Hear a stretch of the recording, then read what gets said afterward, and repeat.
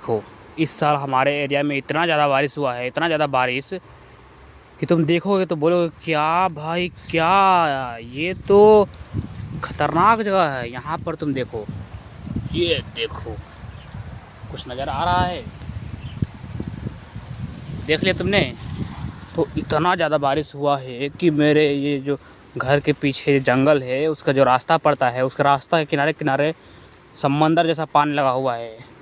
अब तुम ही बताओ कि कमेंट में कि तुम्हारे एरिया में कितनी बारिश हुई है और कितना नदी या फिर नाला या फिर कोई तालाब भरा हुआ है। ओके, मिलते हैं नेक्स्ट वीडियो में, बाय।